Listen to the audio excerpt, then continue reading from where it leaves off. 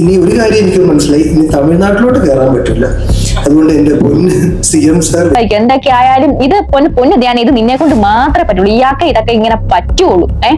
അപ്പം ഇതൊക്കെയാണ് ഈ ഒരു പർട്ടിക്കുലർ സബ്ജക്റ്റുമായിട്ട് വിജയ് CM ആയപ്പോ ഞാൻ തീരുമാനിച്ചു അടുത്തൊരു 15 വർഷത്തേക്ക് CM ആവാന്നുള്ള തീരുമാനം എടുത്തിരിക്കുകയാണ്. എന്നെ അജു വിളിച്ച് പറഞ്ഞത്, നീ ആദ്യം CM ആവണ്ട, അതിന് മുന്നേ പറഞ്ഞതല്ലേ.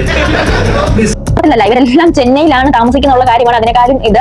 അപ്പൊ അവർക്ക് അറിയാം അവിടെ തമിഴ്നാട് എങ്ങനെയാണെന്ന് അറിയാം. എന്നിട്ട് ഈ ഇതുപോലുള്ള വിവരക്കേടൊക്കെ വന്ന് ഞാൻ പറഞ്ഞു, അളിയനെ ഇങ്ങനത്തെ പറ്റുള്ള അളിയാ, വേറെ ആർക്കും പറ്റത്തില്ല. അപ്പം ഒരു എന്താന്ന് പറഞ്ഞാൽ എന്ത് പറഞ്ഞാലും ഇനി എനിക്കറിയത്തില്ല. എനിക്ക് hi hello friends, welcome back. അപ്പൊ നമുക്ക് ഇന്ന് പറയാനുള്ള ധ്യാൻ ശ്രീനിവാസന്റെ കഴിഞ്ഞ ദിവസം ഒരു കിണ്ണം കാച്ചി ഒരു പ്രസംഗം ഉണ്ടായിരിക്കും. എന്താണെങ്കിലും പുള്ളി ഇപ്പൊ എയറിലാണ്. പുള്ളി മാത്രമല്ല നവ്യ നായര്, പുള്ളിക്ക് തിരുച്ചിയിൽ നിന്ന് നവ്യ നായര്, അജു വർഗീസ് എല്ലാവരും എയറിലാണ്. എപ്പോ താഴെ ഇറങ്ങുമെന്ന് പറയാൻ പറ്റില്ല. കാരണം ഇത് കേരളത്തിൽ കിടന്ന് കളിക്കുന്ന അഞ്ഞ ഉഞ്ഞ പരിപാടിയൊന്നും അല്ല. എന്താണ്, പാൻ ഇന്ത്യൻ ആണ് പുള്ളി വള്ളി പിടിച്ചേക്കുന്നത്. Pan Indian.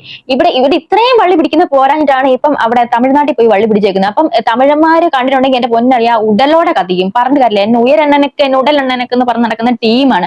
പക്ഷെ ഇവിടെ ധ്യാൻ ശ്രീനിവാസൻ പറഞ്ഞു വെച്ച ഒരു കാര്യം എന്ന് പറഞ്ഞാൽ സർക്കസിസ്റ്റായിട്ട് അവതരിപ്പിച്ചാണ്. പക്ഷെ ഇവിടെ കൊടുത്തു പോയത് അമ്മ സംഘടനയ്ക്കും അങ്ങനെ കുറച്ച് ആൾക്കാർക്കും ദിലീപ് അങ്ങനെയുള്ള എല്ലാരും തൊട്ട് തലോടി തഴുകി പോയ വഴിക്ക് അവരൊരു എന്താണ് ഞാൻ പറഞ്ഞില്ല, സർക്കസിസ്റ്റായിട്ട് ഒരു സംഭവം വെച്ച് അവതരിപ്പിക്കാൻ വേണ്ടി അതിനകത്ത് വിജയും തൃഷയും അതിനകത്ത് ഇംപ്ലിമെന്റ് ചെയ്തുള്ളൂ. പക്ഷെ ഇംപ്ലിമെന്റ് ചെയ്ത സമയത്ത് അതിനകത്തൊരു സംഗതി ഉണ്ട്. പുള്ളി പറഞ്ഞ ഡയലോഗിനകത്ത് ഒരു ഫോൾട്ട് ഉണ്ടായിരുന്നു. അതാണ് തമിഴന്മാരെ ചൊടിപ്പിച്ചത്. അപ്പം എന്തൊക്കെയായാലും ഇന്ന് അതിനെക്കുറിച്ചുള്ള ഒരു വിശകലനമായിട്ടുള്ള ഒരു വീഡിയോ ആണ്. അപ്പൊ സോ ഫ്രണ്ട്സ്, എന്റെ വീഡിയോ ആദ്യമായിട്ടാണ് കാണുന്നതെങ്കിൽ നിങ്ങൾ എന്താണ് ഹൈപ്പ് എന്ന് പറഞ്ഞ ഓപ്ഷൻ അത് കൊടുക്കുക, പിന്നെ ലൈക്ക് അടിച്ചുകൊണ്ട് ചെയ്യുക, പിന്നെ സബ്സ്ക്രൈബ് ചെയ്യാത്തവരുണ്ടെങ്കിൽ ഒന്ന് സബ്സ്ക്രൈബ് ചെയ്തു വെക്കുക. എന്നാൽ മാത്രമേ നമ്മൾ ഇടുന്ന വീഡിയോ നിങ്ങളുടെ വീണ്ടും എത്തുകയുള്ളൂ. പിന്നെ അതുപോലെ തന്നെ ചെയ്യും ഒരുപാട് ആൾക്കാർ ഇതിനകത്ത് രക്ഷപ്പെട്ടു പോയിട്ടുണ്ട്. ഞാനും കൂടെ അതിന്റെ സൈഡിൽ കൂടെ ഒക്കെ ഒന്ന് രക്ഷപ്പെട്ട് പോയിക്കോട്ടെ. അപ്പൊ ലൈക്ക് ചെയ്യണം. പിന്നെ നിങ്ങളുടെ വിലയേറിയ അഭിപ്രായം കമന്റ് ബോക്സ് അവിടെ കൊടുത്തിട്ടുണ്ട്. ചുമ്മാ ഇടാനല്ല, നിങ്ങളുടെ അഭിപ്രായങ്ങൾ പറയാനാണ്. അത് കണ്ടിട്ട് തീർച്ചയായും നിങ്ങൾ അഭിപ്രായം പറയണം. അപ്പം ഇന്നലെ ആ ഒരു സംഭവത്തിന് ആസ്പദമായിട്ടുള്ള ധ്യാൻ ശ്രീനിവാസന്റെ ആ ഒരു വീഡിയോ ഇല്ലേ, ആ ഒരു വീഡിയോ നമുക്ക് കണ്ടുകൊണ്ട് തന്നെ ഐശ്വര്യമായിട്ട് തുടങ്ങാം. വിജയ് തമിഴ്നാടൻ വിജയ് CM ആയപ്പോ ഞാൻ തീരുമാനിച്ചു അടുത്തൊരു 15 വർഷത്തേക്ക് CM ആവാന്നുള്ള തീരുമാനം എടുത്തിരിക്കുകയാണ്. എന്നെ അജു വിളിച്ച് പറയുന്നത്, നീ ആദ്യം CM ആവണ്ട, അതിന് മുന്നേ പറഞ്ഞതല്ലേ.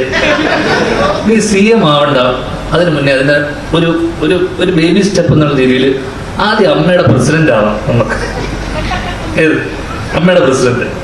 അമ്മയുടെ പ്രസിഡന്റ് ആയതിനു ശേഷം നമുക്ക് 15 വർഷത്തിനുള്ളിൽ നമുക്ക് ചാരിറ്റി ഒക്കെ ചെയ്യണം. ആൾക്കാരെ പറ്റിക്കാൻ കണ്ണിൽ പൊടിയിടാൻ ചാരിറ്റി ഒക്കെ ചെയ്ത് വിജയ് ചെയ്ത പോലെ. എന്നിട്ട് നമുക്ക് പതിയെ CM ആവാം. ആദ്യം അമ്മയുടെ പ്രസിഡന്റ് ആയതിനു ശേഷം CM ആവാം. ഇതാണ് ആ പർട്ടിക്കുലർ ഡയലോഗ്. എന്താണ്, ആദ്യമേ അമ്മയുടെ പ്രസിഡന്റ് ആകുക. അജു വർഗീസ് പറഞ്ഞ നന്മൻ അജു വർഗീസ് ഉപദേശിച്ചു കൊടുത്തു എന്നാണ് പറഞ്ഞത്. ആദ്യം നമുക്ക് CM ആവാം. എങ്ങനെ CM ആകാം? വിജയ് ചെയ്ത പോലെ ചാറ്റ് ഒക്കെ ചെയ്ത് നാട്ടുകാരെ കണ്ണിൽ പൊടിയിട്ട് പറ്റിച്ച്. അപ്പൊ ആ ഒരു പർട്ടിക്കുലർ ഡയലോഗ്. അപ്പൊ ഇത്രയും ഇത് ഇന്നലെ ഒന്നും അല്ല. വിജയ് എന്ന് പറഞ്ഞ ഒരു മനുഷ്യന് CM ആകാൻ അത്ര എളുപ്പമുള്ള കാര്യമൊന്നും അല്ല. അത് ഒരു MGR പരിവേഷമാണ് അവിടെ നടക്കുന്നത്. അത് ഇങ്ങർക്ക് തലയ്ക്ക് ഓളമൊന്നുമില്ല, വിജയ്ക്ക് ഓളമൊന്നുമില്ല. എത്രയോ വർഷങ്ങളുടെ കഠിനാധ്വാനത്തിന്റെ ഫലമായിട്ടാണ് ഇന്ന് അദ്ദേഹം CM ആയിട്ടിരിക്കുന്നത്.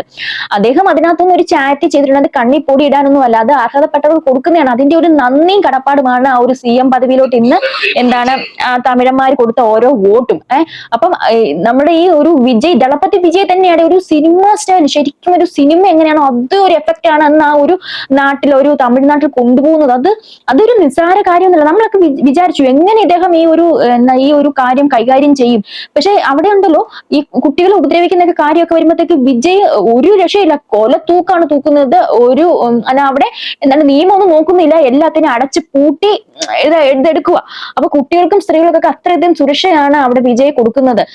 അന്നേരത്തേക്ക് ഇങ്ങനെ വിജയെ പറയുമ്പോഴത്തേക്ക് തമിഴന്മാർക്ക് പോലും അല്ലെ തന്നെ അവർക്ക് സ്വന്തം നാടിനോടും നാട്ടുകാരോടും ഭയങ്കര കൂറുള്ളവരാണ്. അതിന്റെ കൂടെയാണ് ദളപതി വിജയും കൂടെ. ഇപ്പൊ ഈ ഒരു ധ്യാൻ ഇങ്ങനെ പറയുമ്പോൾ ഒരു കാര്യം ആലോചിക്കേണ്ട ഒരു കാര്യം എന്താ വെച്ചിട്ടുണ്ടെങ്കിൽ, ഇത് നമ്മുടെ പഴയ ദളപതി അല്ല, ഇത് CM വിജയ് ആണെന്നുള്ള ഒരു കാര്യം കൂടെ വെച്ചിട്ട് വേണമായിരുന്നു പറയണമെന്നുണ്ടെങ്കിൽ. തമിഴ്നാട് കത്തിക്കുന്ന വെച്ചാൽ അങ്ങേറ്റത്തെ കത്തീരാണ്. അപ്പൊ തമിഴ്നാട്ടിലെ ന്യൂസ് മൊത്തം ഇതാണ്, ധ്യാൻ മാപ്പ് പറയണം തന്നെയാണ് പറഞ്ഞിട്ടുള്ളത്. ഇത് അങ്ങ് ഏണി വെച്ച് പോയി പിടിച്ച ഒരു ഇതല്ലേ. എടാ ആകാശത്തൂടെ പോയ ഫ്ലൈറ്റ് പിന്നെ ഏണി വെച്ച് കയറി പിടിച്ച് അങ്ങനെ പിടിച്ച വള്ളിയാണ്. അപ്പൊ അനുഭവിക്കുക അത്ര തന്നെ ഉള്ളൂ. പിന്നെ ഞാൻ വിചാരിക്കുന്നിടെ ചെന്നൈയിലാണ് എന്താണ് വിനീത് ശ്രീനിവാസൻ താമസിക്കുന്നത്. അങ്ങേർക്ക് ഒരു റെക്കോർഡിങ്ങിന് പോകണമെങ്കിൽ അങ്ങനെ എങ്ങനെ പുറത്തിറങ്ങും? ആ ഫ്ലാറ്റിന് എങ്ങനെ പുറത്തിറങ്ങും? അങ്ങേരെയും കൂടെ കണ്ടിട്ടുണ്ടെങ്കിൽ ചിലപ്പോൾ തമിഴ്നാട് ഉടലോടെ കത്തിക്കും. അതുപോലത്തെ ഒരു ഐറ്റമാണ് പുള്ളി ഇവിടെ പറഞ്ഞു വെച്ചിട്ട് പോയിട്ടുള്ളത്. അപ്പം എന്തൊക്കെ ആയാലും ഇതൊക്കെയാണ് അവസ്ഥ. തുടർന്ന് കേൾക്കാം. ഓസ്ട്രേലിയയിൽ ഇരിക്കുന്നു. അപ്പൊ നാട്ടിൽ ഇങ്ങനത്തെ വാർത്തകൾ വരുന്നു, ഞാൻ അമ്മയുടെ ഇതിലേക്ക് വരുന്നു എന്നൊക്കെ. അങ്ങനെ ഇടയ്ക്ക് കുറച്ച് പേരിന് കുറെ അമ്മമാരും അതിനിടെയുള്ള അവിടുത്തെ കുറെ ആൾക്കാരൊക്കെ എന്നെ വിളിച്ച് അജു പറഞ്ഞതിന്റെ അജുവിന്റെ പവർ ഗ്രൂപ്പ് ആൾക്കാരൊക്കെ ചേർന്ന് എന്നെ പ്രസിഡന്റ് ആക്കാനുള്ള വലിയൊരു പോരാട്ടം നടക്കുന്നതിനിടയിൽ ഞാൻ അയർലൻഡിൽ അടുത്ത ലാലേട്ടൻ ഒരു ഷോവിന് വേണ്ടി നിൽക്കുമ്പോൾ ഞാൻ പിന്നീട് കാണുന്ന വാർത്ത, ഞാൻ ഓൾറെഡി പ്രസിഡന്റ് ആവാൻ സന്നദ്ധത കാണിച്ചു എന്നൊക്കെ പറഞ്ഞുകൊണ്ടുള്ള വാർത്തകൾ വരുന്നു. ഈ പവർ ഗ്രൂപ്പ് എന്ന് പറഞ്ഞാൽ തിരിവട്ട നിങ്ങളല്ല, അത് അജു വർഗീസ് ആണ്. നിങ്ങൾ ഈ പവർ ഗ്രൂപ്പ് അവിടെ ഇരുന്നു, അത് അജു വർഗീസ് ആണെന്നുള്ളത് മനസ്സിലാക്കുക. റോണി ചേട്ടൻ ഇവിടുത്തെ എക്സിക്യൂട്ടീവ് ബിനാമിയോ നിങ്ങളുടെ ബിനാമിയാണോ? റോണി ചേട്ടൻ ഇപ്പോഴും ഒരു എസ് എന്നുള്ളൊരു ഷർട്ട് ഇട്ടിട്ടാണ് വന്നത്. അത് സൂപ്പർമാൻ അല്ല, അത് ശ്വേത ചേച്ചിയാണ്. ശ്വേത ചേച്ചി വേറെ ഏതൊക്കെ അക്ഷരമുണ്ട് നിങ്ങൾക്ക്? ഇപ്പോഴും എക്സിക്യൂട്ടീവ് കമ്മിറ്റിയിൽ ഇത്രയും സ്ട്രോങ് ആയിട്ട് നിൽക്കുന്ന ഒരാള് ശ്വേത ചേച്ചിക്ക് ഇത്രയും സപ്പോർട്ട് കാണിച്ചുകൊണ്ട് ഇവിടെ വരെ. അതുകൊണ്ട് പക്ഷെ ഞാൻ പറയണം, അപ്പൊ അതിനിടയിൽ പല ചർച്ചകൾക്കൊടുവിൽ അജു എന്നോട് പറഞ്ഞു, എടാ അമ്മയിലേക്ക് നീ വരണ്ട, അത് ഇവിടെ കുറേ പ്രശ്നങ്ങളാണ്. കഴിഞ്ഞ ദിവസം ജനറൽ ബോഡിയിൽ ഞാൻ പോയപ്പോൾ അവിടെ കുറേ പ്രശ്നങ്ങളെ കണ്ടു. അതിനിടയിൽ പുള്ളിയുടെ ഒരു പ്രസംഗം ഉണ്ടായിരുന്നു അവിടെ. ആ പ്രസംഗത്തിനെ കുറിച്ച് പുള്ളി എൻ്റെ അടുത്ത് വളരെ വാദവരാതെ എൻ്റെ പ്രസംഗം വളരെ ഗംഭീരമായിരുന്നു എന്ന് പറയുകയും അതിനെക്കുറിച്ച് പലരും അഭിപ്രായം പറഞ്ഞ വോയിസ് നോട്ടുകൾ എനിക്ക് അയക്കുകയും ഈ ജനറൽ ബോഡിയിൽ അദ്ദേഹം സംസാരിച്ച കാര്യങ്ങളെ വളരെ ശക്തമായത് ഇംഗ്ലീഷിലുള്ള ഒരു പ്രസംഗമായിരുന്നു. അത് പറ്റിയിട്ടുള്ള വോയിസ് നോട്ടുകൾ എനിക്ക് അയക്കുകയും ചെയ്തുകൊണ്ട് എന്നോട് പറഞ്ഞു, നീ പ്രസിഡന്റ് ആവണ്ട, നീ അത് വേണ്ട, CM ആവണ്ട, ഗവർണർ ആവാം. ഗവർണറിന് വലിയ പണിയൊന്നുമില്ല. ഇതറിഞ്ഞ ഗവർണർ കഴിഞ്ഞ ദിവസം ഒരു ഇന്റർവ്യൂവിന്റെ ഇല്ല വിവരക്കേടിനെ അറസ്റ്റ് ചെയ്യാൻ. അപ്പം ഇതെന്ന് പറഞ്ഞാല് ഇത് ശരിക്കും അമ്മ സംഘടനയ്ക്ക് എല്ലാവർക്കും കൊട്ടുകൊടുത്ത വകുപ്പില് ഇദ്ദേഹത്തിന്റെ തങ്ക് സ്ലിപ്പായിട്ട് അവിടെ വന്ന ഒരു ഡയലോഗാണ്. കാരണം എന്താ വെച്ചിട്ടുണ്ടെങ്കിൽ ഇവിടെ ഒരു എയറിൽ പണ്ട് അടികപ്പിയാരെ കൂട്ടമണിയൊക്കെ ഇറങ്ങുന്ന സമയത്ത് ഇദ്ദേഹത്തിന് പണ്ട് ഇവർ അച്ഛനും അമ്മയ്ക്കായിട്ട് നിന്നൊരു ഇന്റർവ്യൂ എടുത്ത സമയത്ത് ഇദ്ദേഹത്തിന്റെ ക്രഷ് നവ്യ നായരാന്ന് പറഞ്ഞ ഒരു സംഭവം വന്നിട്ടുണ്ട്. അപ്പൊ അതിനെയൊക്കെ ബേസ് ചെയ്തും പിന്നെ അതുപോലെ തന്നെ അമ്മ സംഘടനയിൽ പൊട്ടിത്തെറികൾ ഉണ്ടായി. അപ്പൊ ധ്യാൻ ശ്രീനിവാസൻ അതിന്റെ പ്രസിഡന്റ് ആയിട്ട് വരുന്നു എന്ന് പറഞ്ഞപ്പോഴും അതെല്ലാം കൂടെ വെച്ചിട്ട് ഒരു സർക്കാസ്റ്റ് ആയിട്ടുള്ള ഒരു അണ്ണാക്കി കൊടുക്കുന്ന പോലെ ഒരു അടി ശ്വേതാമേനുവിനും പവർ ഗ്രൂപ്പ് ഒക്കെ പറയുന്നുണ്ട്. പുള്ളി പറയാതെ പല കാര്യങ്ങളും പറഞ്ഞു വെക്കുകയാണ്. അവിടെ വന്നിട്ട് ഓരോ വോയിസ് ക്ലിപ്പ് ഇട്ട് തന്നൊക്കെ പറഞ്ഞിട്ട് പലർക്കും കൊടുക്കാനുള്ള അടിയാണ്. പലരെ നെഞ്ചത്ത് കുത്തി പറയുന്ന ഒരു സംഭവമായിരുന്നു. അപ്പൊ അതിന്റെ ഇടയിൽ ഇങ്ങനെ പറഞ്ഞു പോയപ്പോഴത്തേക്ക് അറിയാതെ തൃശയിലോട്ടും വിജയിലോട്ടും കൊണ്ടെത്തിക്കേണ്ടതായിട്ട് വന്നിട്ടുണ്ട്. പുള്ളിയുടെ ഭാഗത്തുനിന്ന് വന്ന ഒരു വലിയൊരു മിസ്റ്റേക്ക് ആണത്. അപ്പൊ എന്താണേലും അതിനേക്കാളും ആ കുത്തി കൊണ്ടവർക്കൊക്കെ ഇപ്പൊ ഒരു വലിയ സന്തോഷമായിട്ടുണ്ടായിരിക്കും. കാരണം ഇപ്പം ധ്യാന് പുറത്തിറങ്ങാൻ പറ്റാത്ത അവസ്ഥയായല്ലോ. നമ്മുടെ ഏതൊരു സിനിമയിൽ തിലകം പറഞ്ഞ പോലെ പുറത്തിറങ്ങാൻ പറ്റാത്ത അവസ്ഥയായല്ലോ ഈശ്വര എന്ന് പറഞ്ഞ പോലെയാണ് ഇപ്പൊ ധ്യാനിന്റെ അവസ്ഥ. അപ്പം അജു വർഗീസിനായിട്ടും ഇതിനകത്ത് കൊടുക്കുന്നുണ്ട്. എന്നാ വെച്ചിട്ടുണ്ടെങ്കിൽ അജു ആണ് ഫോൺ വിളിച്ച് ഇങ്ങനെ ഒരു ഉപദേശം തന്നത് എന്ന് പറഞ്ഞിട്ടുണ്ട്. പിന്നെ പവർ ഗ്രൂപ്പിന്റെ കാര്യത്തിൽ ദിലീപേട്ടനല്ല പവർ ഗ്രൂപ്പ്, പിന്നെ ശ്വേതാമേനോനെ പറയുന്നുണ്ട്. അങ്ങനെ എല്ലാവർക്കും ഒന്ന് കൊള്ളിച്ചാണ് പുള്ളി പോകുന്നത്. അപ്പം എന്തൊക്കെയായാലും ഇതൊക്കെയാണ് അവസ്ഥ. പിന്നെ ഇതിനെ തുടർന്ന് എന്താണ് അജു വർഗീസിന്റെ കാര്യം അന്നേരം കത്തിയിട്ടുണ്ടെന്ന് ഇവൻ എന്താണ് പറഞ്ഞു വെക്കുന്നത്, ഇത് തമിഴ്നാട് കത്തിക്കാനുള്ള ഒരു അവസ്ഥയാണല്ലോ എന്ന് അജു വർഗീസിന് കത്തിയപ്പോഴത്തേക്ക് അജു വർഗീസ് പുള്ളിക്ക് ഇത് കിട്ടിയപ്പോൾ മൈക്ക് കിട്ടിയപ്പോഴത്തേക്ക് ഉള്ള കാര്യം പറയുന്നുണ്ട്.